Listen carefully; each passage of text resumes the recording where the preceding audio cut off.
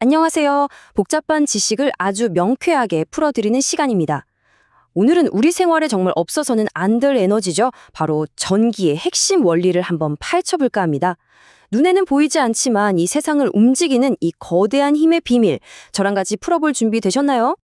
우리가 매일 전기를 쓰면서도 역률이라던가 임피던스 같은 단어를 들으면 그게 뭐였지? 하고 좀 낯설게 느껴질 수 있어요. 근데 괜찮습니다. 오늘 저와 함께 이 개념들 확실하게 딱 짚고 넘어갈 거거든요. 자, 그럼 이 복잡해 보이는 이론들을 어떻게 하면 가장 쉽게 이해할 수 있을까요? 제 생각엔요, 전문가들이 푸는 문제를 직접 딱 마주하는 게 최고예요. 그래서 실제 시험 문제들을 가지고 전기의 핵심 개념들을 하나씩 정복해 보겠습니다. 자, 그럼 한번 제대로 파고들어 볼까요? 첫 번째 파트입니다.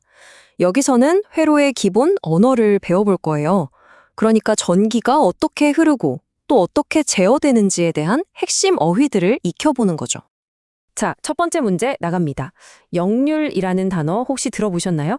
이게 뭐냐면요. 전기 회로의 효율을 나타내는 아주 중요한 지표거든요. 과연 어떤 공식이 맞을지 한번 생각해 보세요. 네, 정답입니다. 이걸 아주 쉽게 말하면요. 역률이 높다? 이건 에너지 손실 없이 전기를 아주 효율적으로 잘 쓰고 있다는 뜻이에요. 그러니까 전체 공급된 전력 중에서 진짜로 일한 전력이 얼마냐, 이걸 보여주는 일종의 성적표 같은 거라고 보시면 됩니다. 자, 다음 도전 문제입니다. R, L, C. 이건 각각 저항, 코일, 축전기를 뜻하는데요. 이 세 친구가 공진이라는 아주 특별한 조건에 딱 놓였을 때 과연 어떤 현상이 일어나는지를 묻는 질문이에요. 이 질문을 풀려면 임피던스라는 개념을 알아야 해요. 와, 공식이 좀 복잡해 보이죠? 근데 전혀 그럴 필요 없어요. 그냥 회로에서 전류가 흐르지 못하게 막는 모든 전기적 마찰력을 싹 다 합친 값이다. 이렇게 생각하시면 아주 간단합니다. 여기서 정말 재미있는 현상이 일어나는데요. 바로 공진 조건이에요. 어떤 특정 주파수가 딱 되면 코일 L이 만드는 방해 효과랑 축전기 C가 만드는 방해 효과가 정확히 서로를 없애버려요. 마치 줄다리기를 하는데 양 팀의 힘이 완벽하게 똑같아져서 아무도 안 움직이는 그런 순간처럼요. 그러니까 핵심은 이거죠.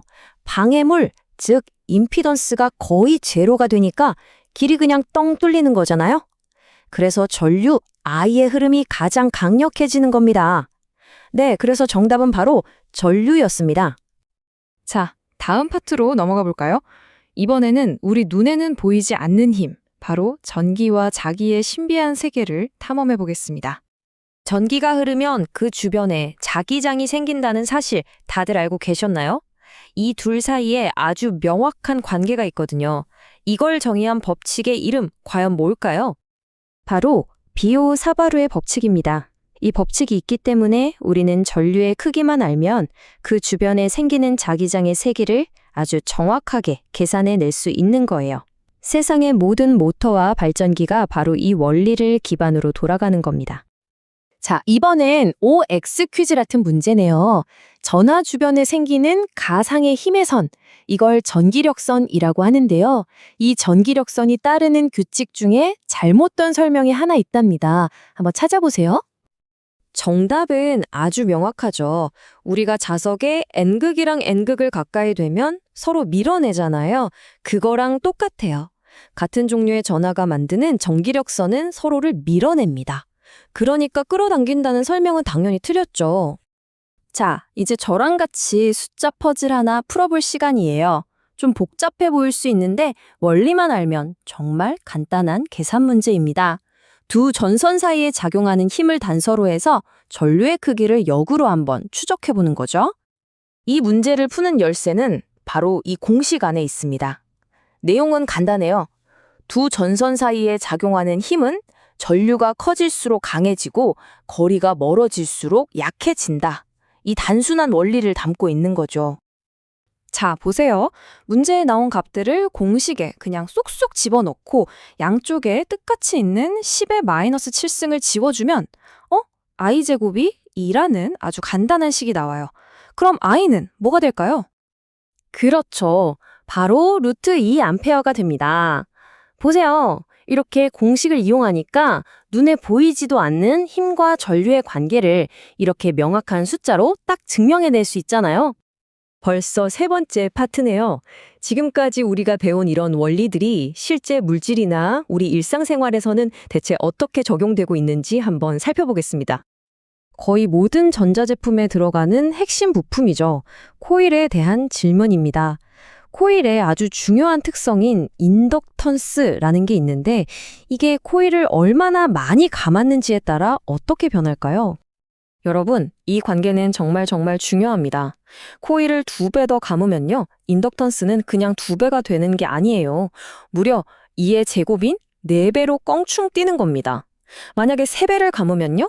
맞아요. 9배가 되는 거죠. 바로 이 제곱의 관계가 코일의 그 강력한 특성을 만들어내는 비밀입니다. 아, 이거 정말 실용적인 질문이네요. 특히 겨울철에 우리를 막 괴롭히는 정전기. 이 정전기가 쌓이는 걸 막기 위한 방법으로 틀린 걸 한번 골라보세요. 네, 정답은 바로 공기를 건조하게 유지하는 것이죠. 사실은 완전 반대예요.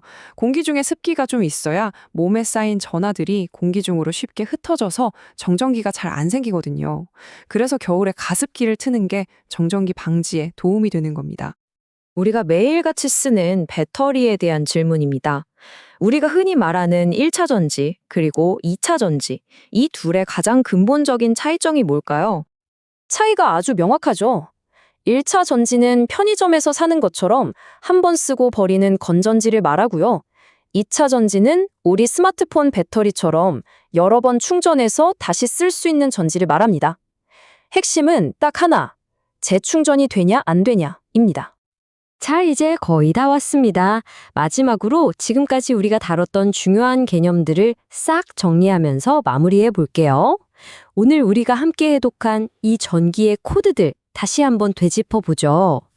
오늘 우리는 이 퀴즈들을 통해서 전기의 핵심 코드들을 하나씩 풀어봤어요. 전력의 효율을 따지는 역률부터 특정 조건에서 전류를 최대로 흐르게 하는 공진현상, 그리고 전류가 어떻게 자기장을 만드는지 비오사바르 법칙으로 확인했죠. 또 코일을 감는 횟수가 제곱으로 그 힘을 키우는 놀라운 원리랑 같은 전하끼리는 서로 밀어낸다는 자연의 기본 규칙까지요. 오늘 우리가 배운 이 모든 원리들은 사실 눈에 보이지 않아요. 하지만 바로 이 보이지 않는 힘들이 우리가 매일 쓰는 스마트폰, 컴퓨터, 자동차, 그리고 이 도시의 모든 불빛을 만들어내고 있습니다. 이 보이지 않는 원리가 우리 세상을 어떻게 움직이는지 한번 생각해 보는 것, 그것이야말로 오늘 이야기의 진정한 마무리가 아닐까요?